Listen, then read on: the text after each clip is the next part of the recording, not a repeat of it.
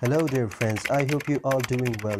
As you know, we've studied 9 tenses of English language yet. So in today's lesson, we're about to learn future continuous tense, which it is the 10th tense of English language. سلام ملګرو، لکه څرنګه چې موږ د انګلیسي ژبې نه زمانې ولوستل، نن راځو د انګلیسي ژبې لسمه زمانه زده کوو او دوه نور زمانې به په راتلونکي درسونو کې زده کړو انشاءالله.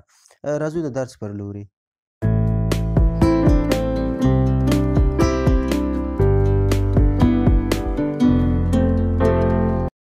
Future continuous tense shows an action which will be in continuation in the future. راتلونکي جاری زمانه هغه عمل څرګندوي کوم چې په راتلونکي وخت کې به په جریان کې وي. Structure یا ساختمان عبارت دی له subject plus will be plus verb ing plus object. مثلا She will be studying at 3 p.m. tomorrow. سبا به دا په 3 بجو د مطالعې په حال کې وي، یعنی سبا کله چې 3 بجې شي د دې مطالعه شروع کیږي او جریان به لري.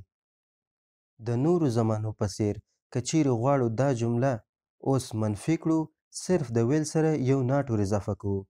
مثلا She'll not be studying at 3 p.m. tomorrow.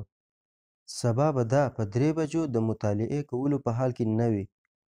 اوس که چیرې غواړو جمله سوالیه کړو نو ویل د جملې سر ته راوړو.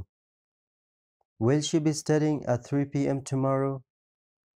آیا سبا به دا په 3 بجو د مطالعې کولو په حال کې وي؟ اوس راځو یو بل مثال ته. I will be painting my car. زه به د خپل موټر د رنګولو په حال کې یم. منفي جمله I will not be painting my car. زه به د خپل د موټر د رنګولو په حال کې نه یم. سوالیه جمله Will I be painting my car? آیا زه به د خپل د موټر د رنګولو په حال کې یم؟ ملګرو will be د ټول ضمایرو سره راځي، که جمع وي که مفرد وي، یعنی he, she, it, I, they, you, we او همدارنګه نور ټولو سره will be استعمالولی شو.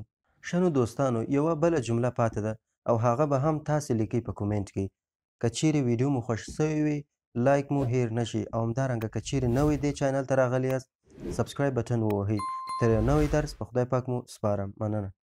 And tell me what's wrong and why you never said you felt that way. And guess you're trying to